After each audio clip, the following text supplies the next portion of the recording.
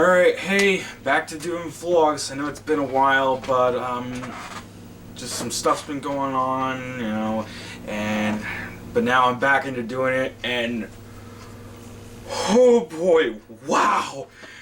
Leave it to this movie to get me back to like sort of get me back into the spirit of things. And Fantastic Four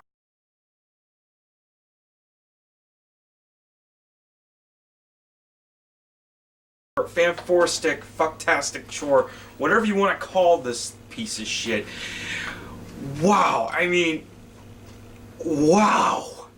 This movie is just terrible. It's awful. I can't think of I can think of maybe a few good things. I'll start off with maybe a few good things that this movie got.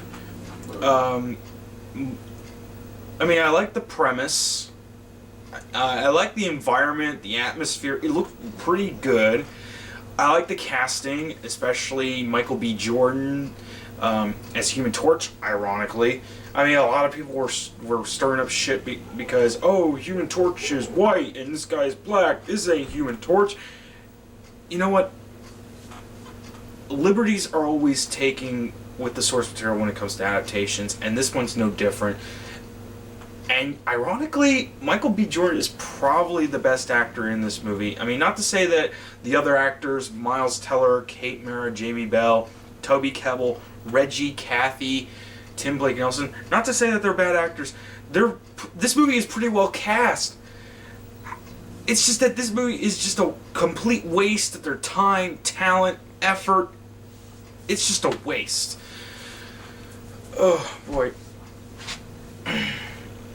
And Josh Trank, the director of Chronicle, he directed this movie.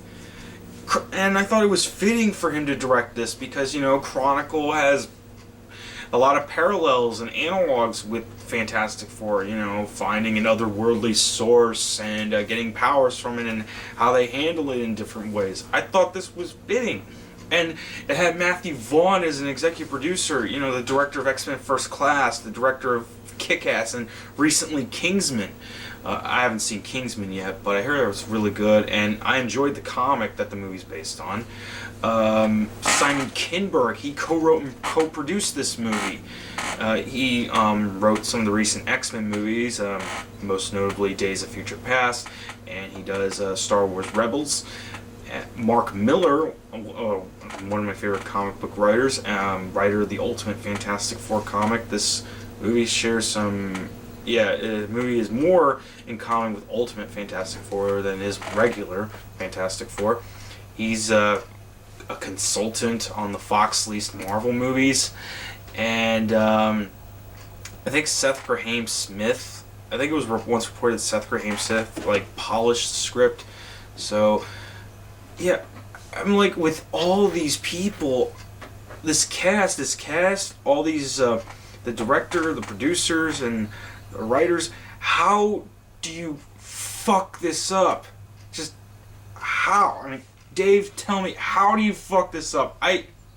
How do you fuck this up? Tell me how, Dave. Apparently it's not hard. Apparently it's not hard at all. Oh, my God. This movie is 100 minutes long. An hour and a half plus 10 minutes. I know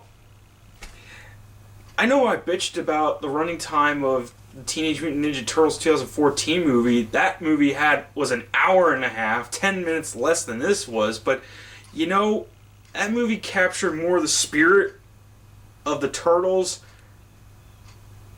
It had better character development, better build-up than this movie did with the Fantastic Four. You remember when we did that Dave Codd interview, right? Yep. And Dave Codd told me that this movie was not going to be this movie was not going to be like the Fantastic Four or something like that. Yeah. I should have listened to him. I mean, come on, he got interviewed by NBC. His comic is big. I should have listened to him. Man. Why didn't I... Dave, if you're watching this, I'm sorry. I should have listened to you. Wow. But that's just me. I guess I'm kind of a sadomasochist that way, you know. I like to torture myself like this by seeing crap like this movie, and I gotta be a witness. I gotta witness things for myself. So, 50 Shades of Grey. You know, 50 Shades of Grey is better than this by comparison. I am not joking. But, you know, this isn't the worst movie. I mean, this is the worst movie I've seen all year. But, you know, I wouldn't call this the worst movie ever.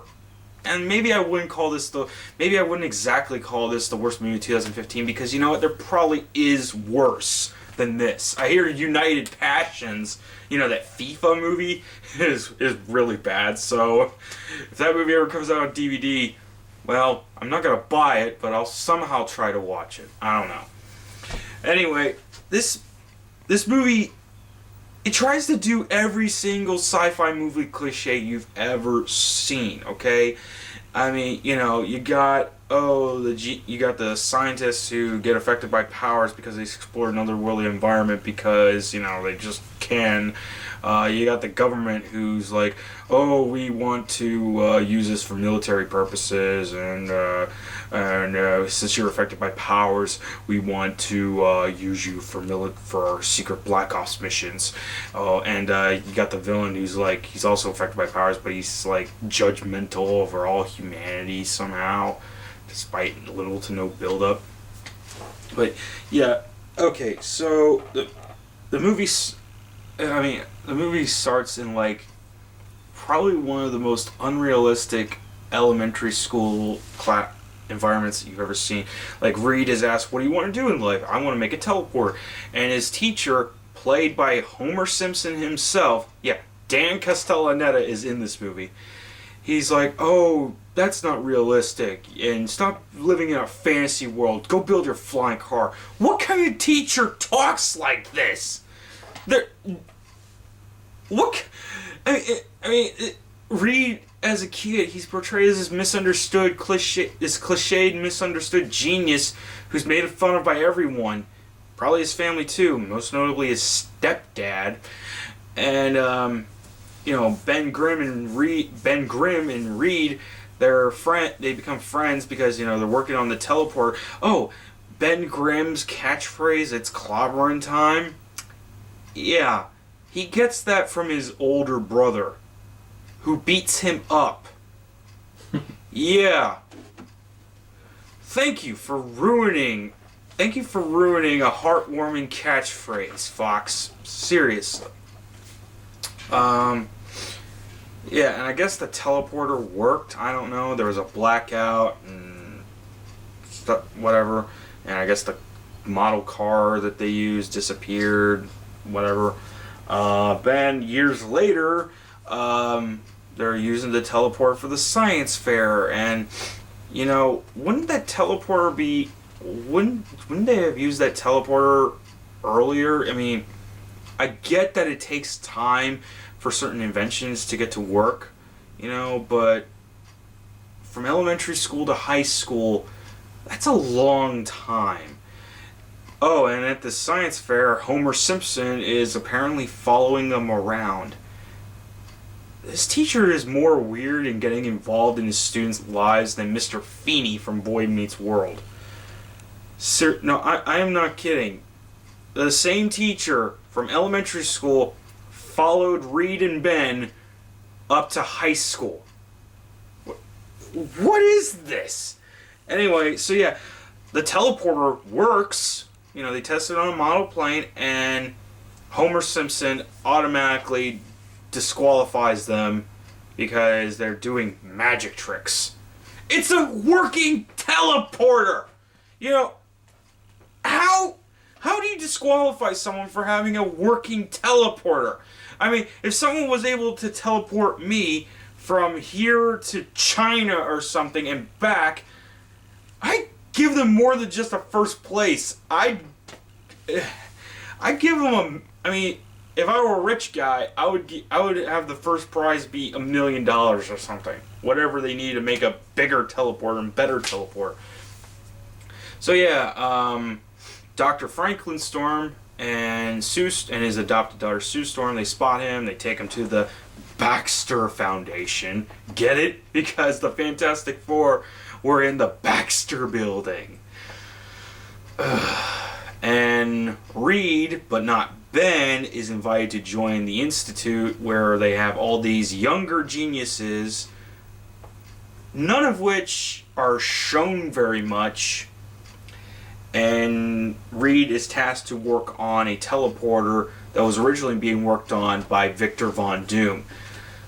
Thankfully, he's not named Victor Domashev and is made a internet troll. Thankfully. But yeah, they're working, Reed and Sue and the others there, Reed and Sue and whatever staff is there, they're working on the big teleporter, and Dr. Storm goes to get Victor. Oh man, I never thought you could do worse than Julian McMahon in the Tim Story movies, but I mean, Toby Kebbell, I thought he was perfect. I thought this was perfectly well cast, but Toby Kebbell is he's just underutilized here. I mean, when you see Victor Von Doom in this, he's like every 90s hacker in a 90s hacker movie you've ever seen. You know, he's living in a dark environment, he's got computer screens all around, he's got beard and everything. He's all anti-establishment and anti-humanity, just an uppity genius who thinks he's better than everyone else. It's just, wow. And he only comes back because he has a creepy obsession over Sue. Yeah. So, yeah. Oh, and Johnny Storm, he joins because he got into a street race, a pretty terrible one too. I'd much rather watch Wow, I mean, it makes me want to watch the Fast and Furious movies. And I'm not saying that in a bad way. I mean, I heard Furious 7 was really good, and actually the past couple Fast and Furious movies were pretty good, so it makes me want to go watch those. And he works with everyone. Dr. Storm gets Johnny to work with them because he wrecked his car, and he won't get a new car unless he works with them. Okay. Anyway, yeah, so they finally get the teleporter to work after weird bonding moments. I mean, seriously, the dialogue, and there's no way you could take this seriously or consider this to be realistic. There's just no way. I mean, okay, you might get some nice tidbits here, but they just seem like people they just seem like coworkers, you know, in an office environment, rather than, you know, starting to become that dysfunctional family unit that people know and love from the Fantastic Four. There's just little to no character development here. At least not believable character development. And finally, once when they finally get the teleporter to work. Oh, and yeah, there was a monkey in here that was in here for a few seconds, but it just looks so fake. I mean, they couldn't even get. I mean, yeah, I know that Fox does the Planet Apes movies, and they do great with the motion capture work on that, but they seriously could not get at least a real monkey for a few seconds. I mean, rent it out, something. I mean, I don't know how it works, but they could have just done something. But yeah, the head scientist guy and the military are like, yeah, we'll take this teleporter and have NASA work on it. You know, explore the other worlds and stuff. Because, you know, you gotta have trained professionals, you know, who are known to explore stuff, rather than have the inventors use the teleporter and explore the other world and all that. Yeah, that's what they're pissed off. That's what everyone is pissed off about, that they don't get to take the teleporter and explore. Rather, you know, they're pissed off that trained professionals get to explore. And Victor just does this stupid. He does this thing where, like, you know, when people think about the Apollo moon landing, they think more about Neil Armstrong rather than the inventors. Bullshit, okay? I'm sure. I mean, okay. I don't know too much about the engineering stuff and all that, but I'm sure that the people who made the spaceship and everything, I'm sure they're very well remembered. Okay, hell, I think even Neil Armstrong and other astronauts, they say, hey, this couldn't have happened if it weren't for the engineers. Okay, so Victor, screw you. So yeah, after getting drunk after just a tiny flask of alcohol, yeah, like imagine if this was full of alcohol, you get completely wasted off of it. Seriously. Speaking of which, I do need a drink. This is water, by the way.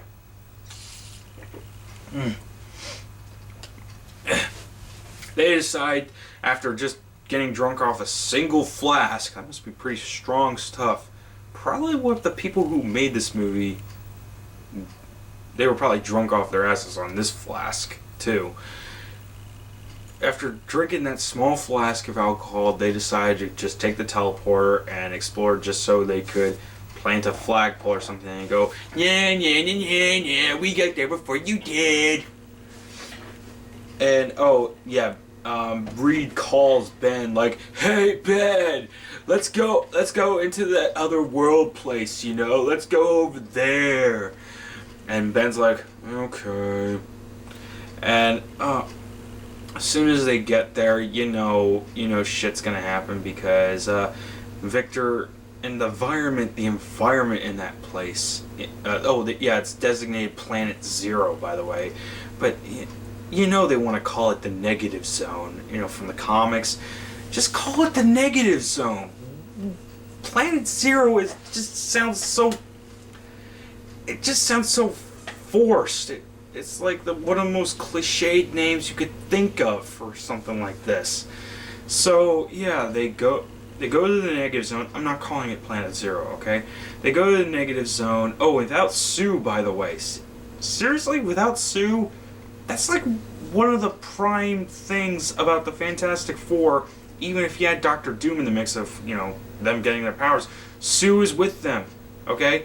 So, Victor touches, this pool of, this glowing green stuff, like Slimer jizz, I like to call it, and suddenly everything's erupting.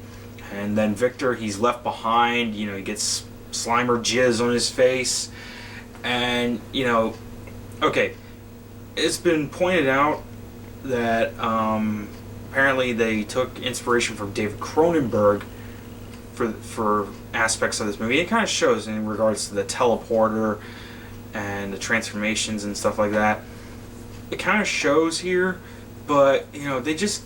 Okay, Ben gets his powers by getting covered in rocks. Johnny gets his power by getting put on fire. And I don't know how Reed gets his stretchy powers, but then as soon as they are teleported back, oh, and Sue, she's the only one that notices that the teleporter is being used.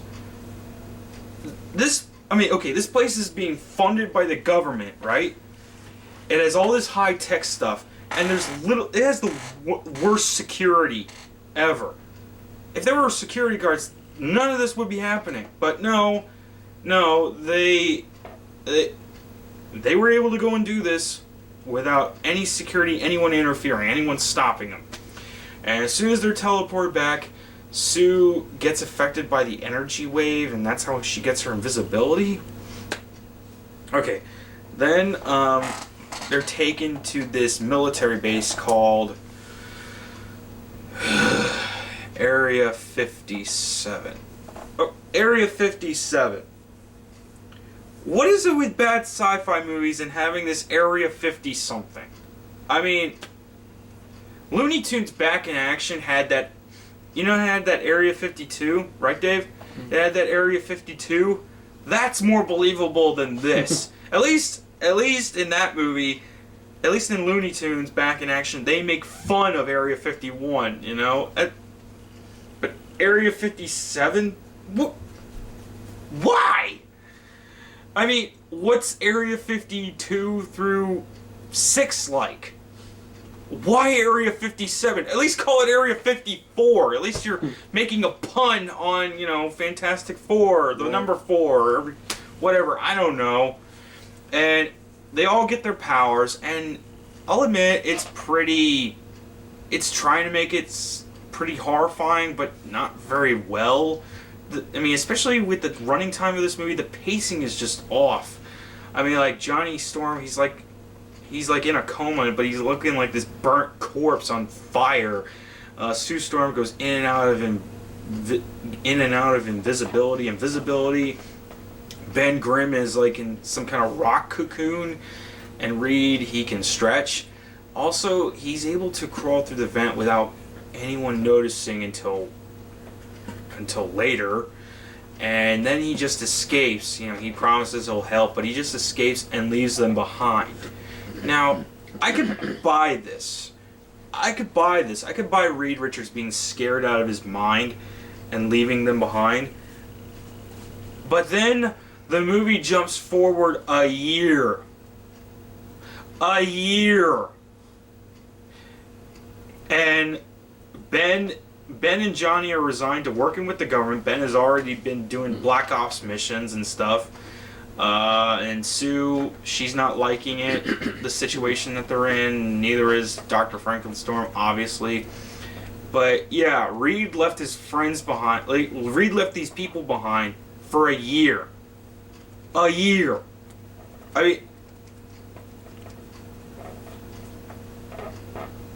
I'm sorry. I can't buy that. I can't buy that. He leaves them behind for a year. He's like living in Panama City, using his stretchy powers to somehow disguise himself, and it just looks pretty terrible the way that they do it. But yeah. Oh, and Ben Grimm, he's completely naked as the Thing.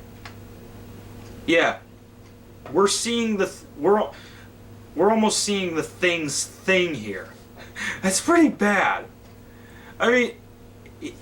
Even the Tim Story movies and the Roger Corman movie had the Thing in pants. Why does he have to be naked?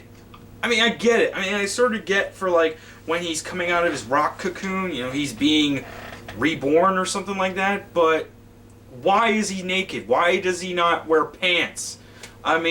Johnny, Reed, and Sue, they all wear their suits and everything, but Ben Grimm is the only one who's not wearing anything. What is it with Fox and having Marvel characters naked? They had Mystique naked for nearly 20 years.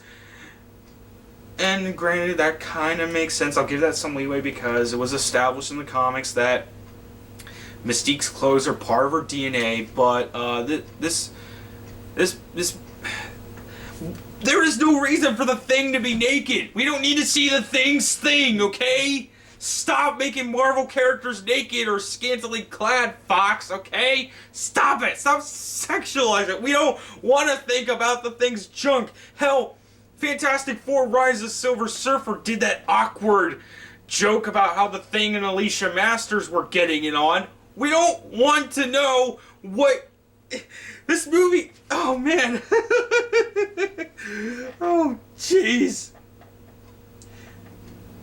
Mallrats did better jokes about Marvel characters and their anatomy than this did. My God. So yeah, Sue is able to find Reed. Somehow she has computer hacking skills, whatever. Okay, seriously, yeah. I know Kate Mara is Rooney Mara's sister, but just because Rooney Mara played Lisbeth Salander and Kate Mara was in Transcendence, but she was an anti-technology activist, doesn't automatically make every character that Kate Mara plays a computer expert or something. And why would she go and find Reed? There was little to no character development, no chemistry, hardly... weird bonding moments, but hardly any chemistry between those two. Seriously. So she finds him. Reed and Ben get into a fight. Ben Grimm. Ben Grimm's voice, it does not sound like Ben Grimm's voice when he's in rock form. It does not sound like Jamie Bell at all. It's really terrible dub work. I mean, I'll admit the special effects on Ben Grimm as the Thing, they look pretty damn good, way better than the other movies. But it's just, oh man. And then Reed decides to work on the teleporter because, yeah, he wants to help out his friends. But he even himself pointed out, I'm useless to everyone. But, okay, seriously, what is it with the Fantastic Four movies? I mean, the Tim Story movies and this one. What is it with these movies portraying Mr. Fantastic, Reed Richards, as, I mean, yeah, he's a genius, just like in the comics. But, you know, in the comics, he was kind of a self-made guy. He had money, and yes, some government funding, but he had money to be able to do his spaceship thing, so that he, Ben, Sue, and Johnny could go up into space and get affected by the cloud and get their powers. But in the Tim Story movies and in this one, he's a guy with little to no money and is entirely dependent on corporations and government to get him the sciencey stuff to get his powers. I think the Roger Corman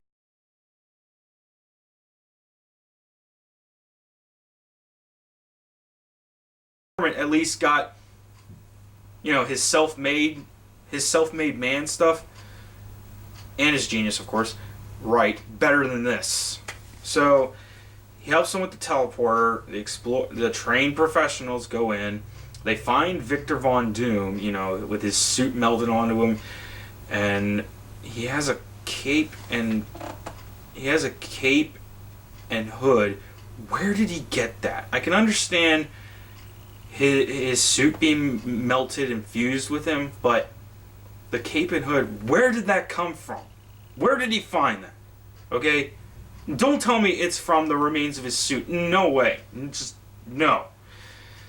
And Dr. Doom, oh man, he just looks awful. I mean, I posted about it and I did a written review, but you know what? Oh man, he looks like a melted Silver Surfer action figure mixed with Slimer jizz. He looks like the T-1000 and the Terminator got drunk off of Bud Light Lime, and this is the attempted aborted fetus of that union. Those elite Cylon from the original 1970s Battlestar Galactica, you know, Spectre and Lucifer, they look more convincing and scary than he does in this. Oh man.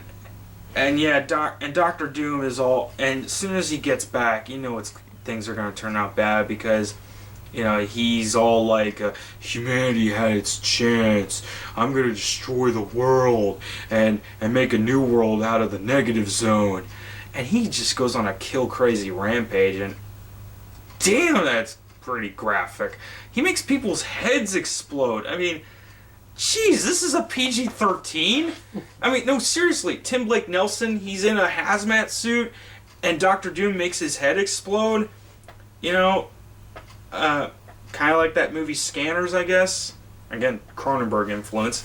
And they show the blood and gore and everything. I mean, okay, yeah, it's happening in his helmet, but they show it. I mean, jeez Louise! And of course, everyone, of course Dr. Doom also kills Dr. Storm. Thank you for killing a warm and loving father character. I mean, yeah, he spoke in cliches, and he was trying his, I mean, you know, he was telling them they have to stay together, protect each other, blah, blah, blah. This guy, almost every line that Dr. Storm says is a friggin' cliche. And you can just tell he's trying his best to do a James Earl Jones as Darth Vader impression. That's what it sounds like. And, you know, they all decide to, Johnny, Sue, Reed, and Ben. Also, again, none of them are called by their code names like in the comics. They're just designated as subjects. They all decide to band together and stop Dr. Doom from destroying the world. You know, trying to appeal to his humanity or whatever. And Victor, he even says, "There is no Victor, only doom." You have to rip off Ghostbusters? Ugh. Why not just try to do that in an animal voice? You know, like, "There is no Victor, only doom." Is that a good Zool impression, Dave? Well, it's got to be a better Zool impression than what they're doing here. They get into a fight, and it's just so lazy. It's so quick. There was no build-up. They just... And Rhea is like, we can beat them together. Where is all this coming from? And they just beat him, and he gets disintegrated or something, killed, whatever. Yeah, that's what we want to see out of a superhero movie. Them killing the villain. Oh, and yeah, Ben does say it's clobbering time. Though it'd be more funny if he said that. If he said, "It's clobbering time. That's what my brother used to say to me before beating me up." Wait, why would I say that then? That's messed up. Oh, Christ. And after which, the four of them go to some secret base in a forest or something. I don't know. It's not very well established. And then Ben says, "This is fantastic." Reed's like, "Wait, say that again?" "It's fantastic." And Reed's like, "I know what we can call ourselves. The Fantastic." And then the movie just cuts off before it could say 4. Really? Really? This movie is awful! I mean, I know I'm probably exaggerating or being a little melodramatic or whatever, but this movie is just awful. I didn't even bother to stick around for the credits. You know, I left as soon as the credits were starting because, well, I also had to pee, but this movie was just awful and I wanted to get out. It was boring. How do you do this? How do you make this Fantastic Four adaptation worse than the other ones? That's something. I'd much rather be watching those than this. At least the Tim Story versions and the Roger Corman, they were trying to capture the heart and humor and wacky sci-fi. The problem is the Roger Corman version, cheap looking. Because it was made on $1 million apparently. And the Tim Story versions, yeah, they were way too sitcom-y with little to no superhero action, but at least they were trying to make it as wacky and humorous as possible. This movie has no joy whatsoever. It is really mean-spirited. And Fox thinks they can make a sequel to this. Yeah, they set the release date for the sequel, June 9th, 2017. They think they're going to make a crossover with the X-Men movie since they have the rights to them too. Seriously, Fox, stop it! Stop it with the Fantastic Four. It is a losing battle for you, okay? The X-Men movies, you can keep doing those as long as you want. But as far as Fantastic Four is concerned, you've lost the battle 3 times, okay? And this is the 4th time the Fantastic Four has been adapted, but 4 times the charm, 4 times the fail, I guess. Just give the rights back to Marvel, okay? Just give the rights back to Marvel. This movie is so bad, it's made me cautious of future Fox Marvel movies. Even the X-Men movies, X-Men Apocalypse, Wolverine 3, Gambit, and even Deadpool, despite how awesome the Deadpool trailer was. You saw the Deadpool trailer, right? Mm-hmm. That was funny. Oh, yeah. That captured the heart and spirit and just the overall awesomeness as Deadpool. Fantastic Four has almost ruined that for me. Ugh. You want to see a better movie that's been released this year or around this time? go see Avengers 2, Ant-Man.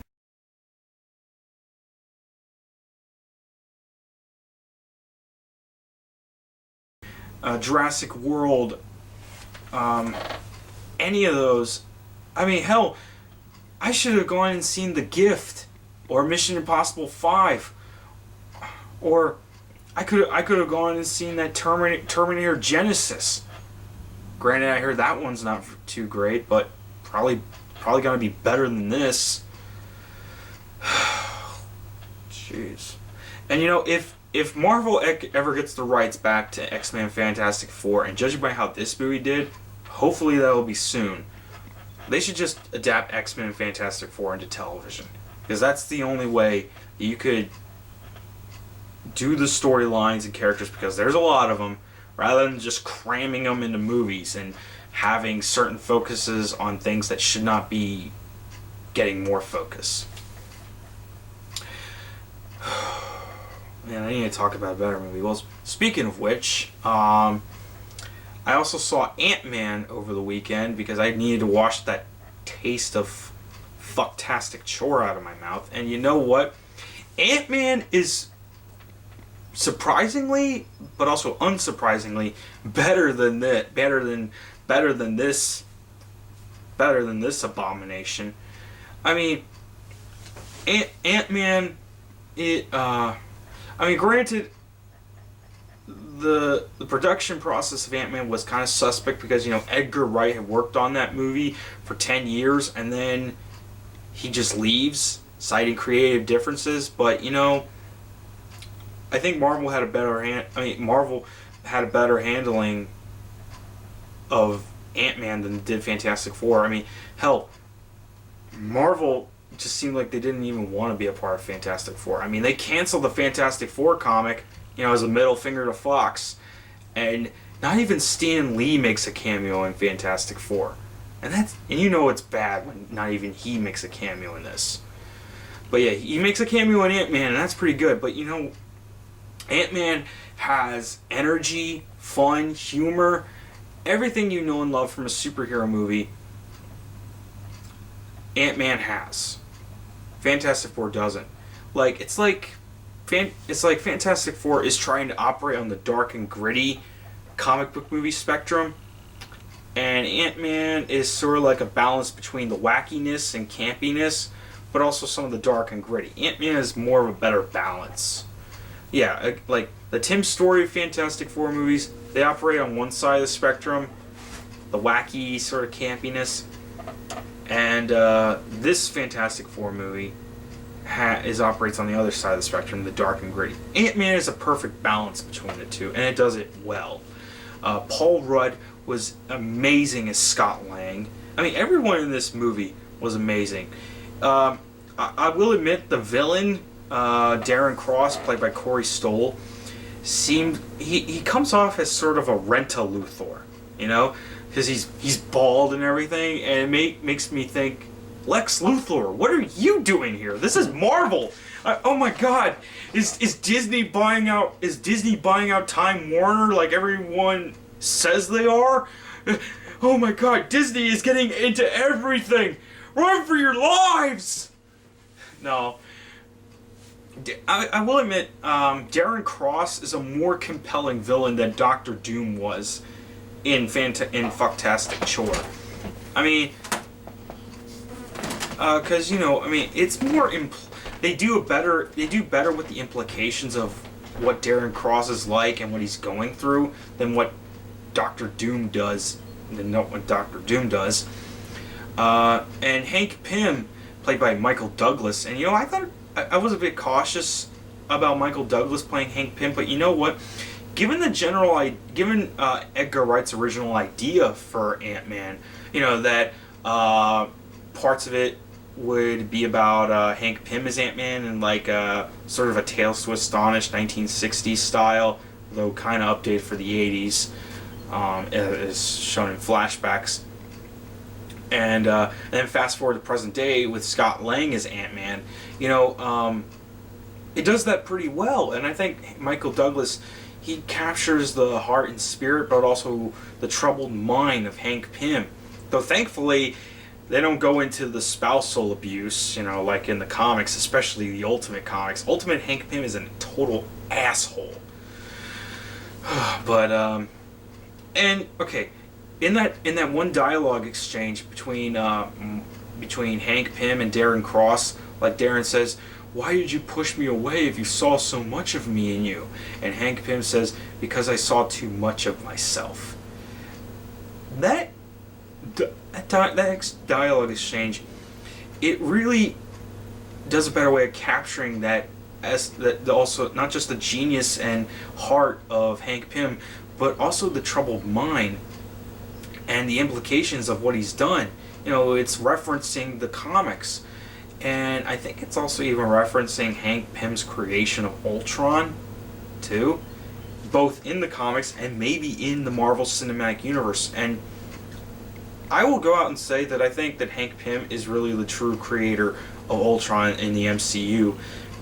Because, see, in Age of Ultron, yeah, Tony Stark and Bruce Banner sort of make Ultron, but the way that they talk about it, it sounds like more like a project that's being passed around rather than something that's originally created by them. And that maybe Hank Pym started creating Ultron, but he realized the horrible implications of making an artificial intelligence. So, yeah. And this movie does have more, original characters, like characters not from the comics and stuff, but they're well integrated into Ant-Man. I mean, Michael Pena as Lunas, T.I. as Dave, and David Dastmalchian as Kurt.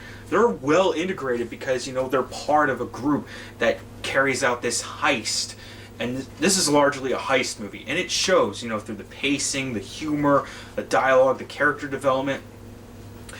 I mean, I wouldn't call this trying to be a think piece, but because it's a heist movie, and a lot of things seem really quick paced, and this movie kind of goes up quick, but it makes sense because heist movies tend to be like that. So, yeah, and Scott Lang, he's very well portrayed. Paul Rudd does an amazing job, and of course he goes through the Chris Pratt treatment, gets himself ripped as hell and everything, and he does this very well as a down on his luck guy trying to make ends meet and struggling to make himself look like a good guy for his daughter Cassie, who is just so adorable here, everyone does their part well. Even Judy Greer, Bobby Cannavale, and even Wood Harris. I mean, however small their roles may seem, they do very well here. And then you got that guy Mitch Carson, who's played by Martin Donovan. Oh man, the way that he is so antagonistic towards Hank Pym and wanting to get his work and wanting to go in a war with him. It just seems really forced, but it feels kind of right here because you gotta have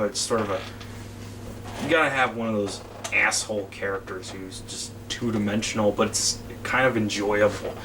And okay. And a fun fact, Mitch Carson is actually an antagonist of the Eric O'Grady Ant-Man.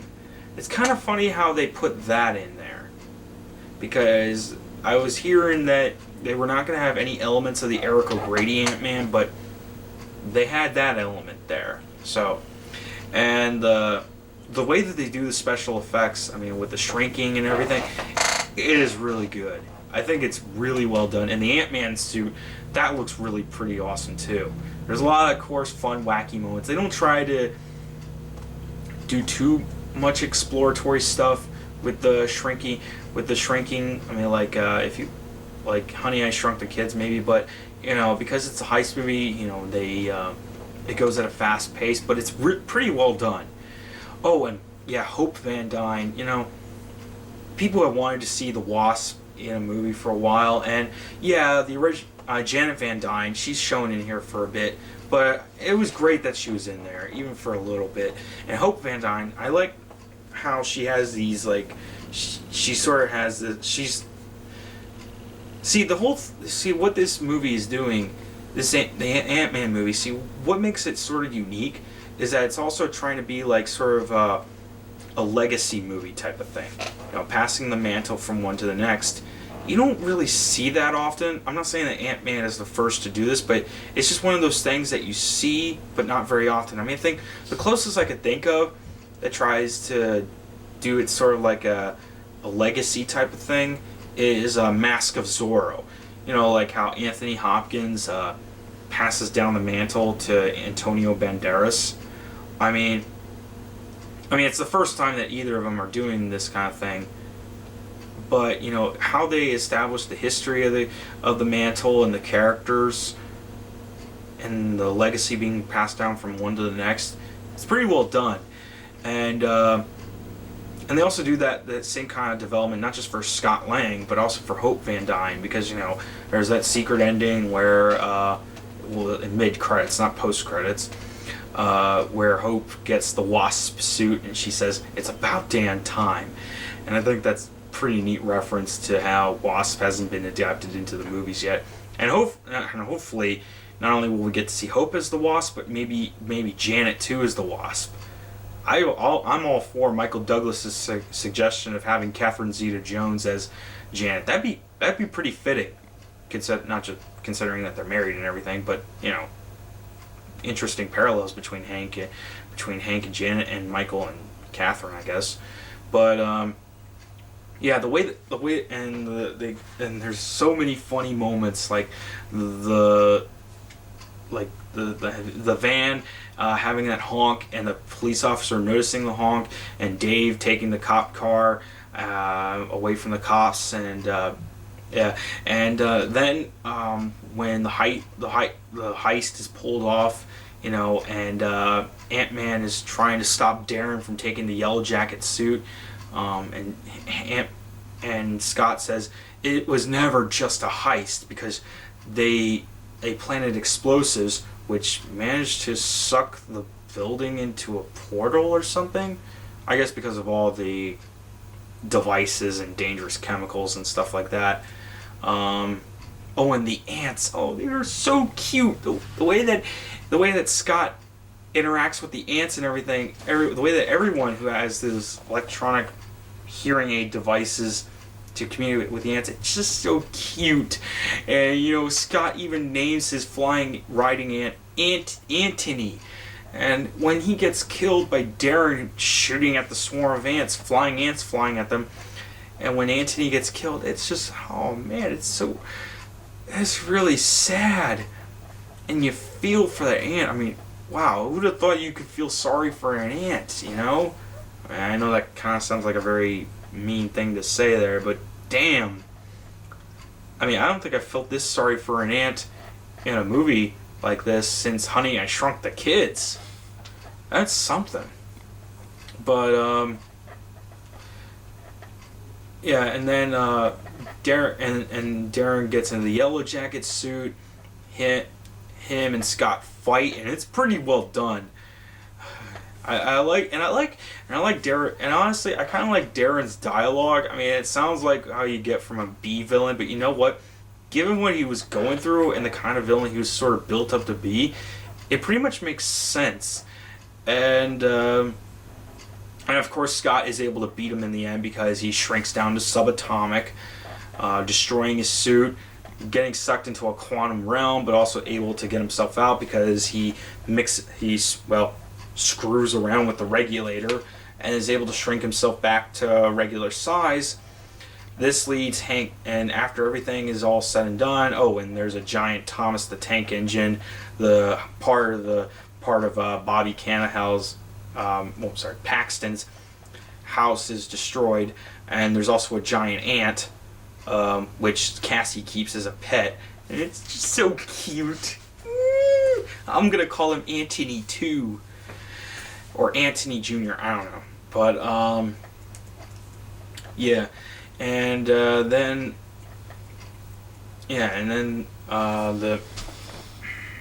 everything's all good, and finally Scott, gets in touch with someone who gets in touch with Lewis, his friend Lewis, who's all happy-go-lucky and everything, and who gets in touch with a friend who's another friend who's the bartender Stan Lee, and there's another guy, and then with the Falcon, and Sky's basically asking, hey, can I join the Avengers? And Falcon says, yeah.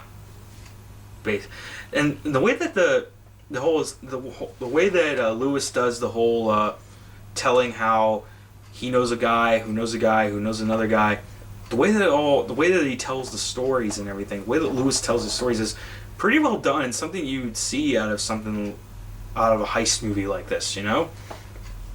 And there was even a fun little Spider-Man reference near the end, you know, when they did the second Lewis telling his story thing.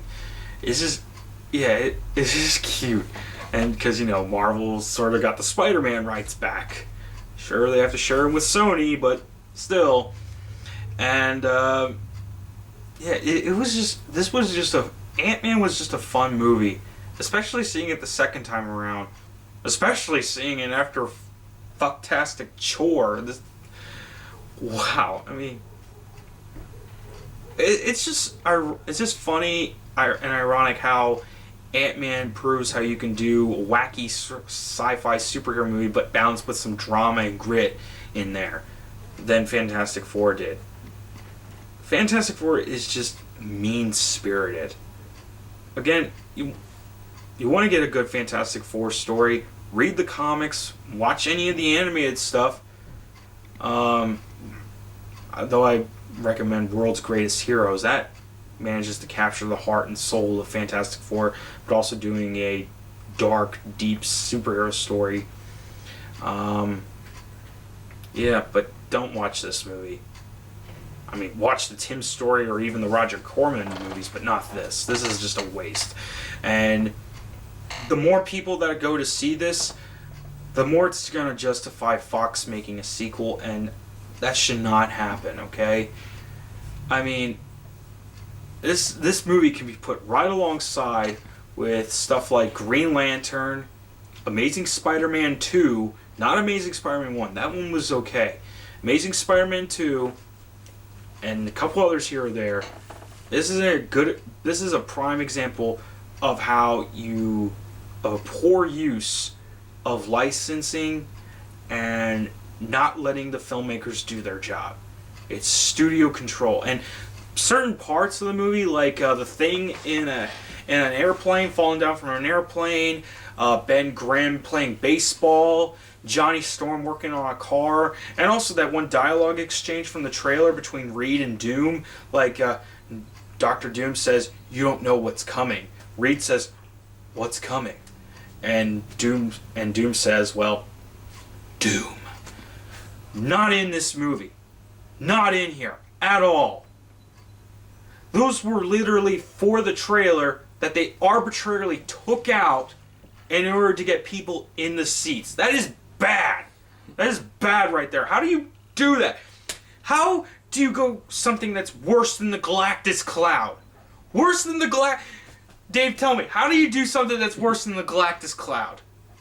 What is it with what is it with these bad comic book movies and clouds? Even Honest Trailers pointed this out when they did the Tim Story Fantastic Four movies. Stop it with the clouds, okay? You know what's a better example of a cloud-based villain? The Mist. Yeah, The Flash did a better way of utilizing a cloud or misty villain than this movie or any other bad movie that had a cloud villain, other than Twister. I mean, Twister does the best way of doing a cloud villain. And when you do something that's worse than Twister, you know you did something wrong. You know you done it, fucked it up. Okay? I know I'm rambling. I know I'm going scatterbrain, which I do for a lot of my videos, but this movie really took it. This movie really takes the cake. And eats it too, I guess. But jeez Louise. Ugh. But yeah, that's all I can say. But go see Ant-Man again. That's what I did, okay? Go see any other movie other than this right now. I should probably go see The Gift or Mission Impossible 5. From what I hear, those are probably better movies than this. But don't see this movie. Don't see it, okay? And if you do, just prepare for the craptastic, okay? I'm Phil, and thank you. Oh, jeez.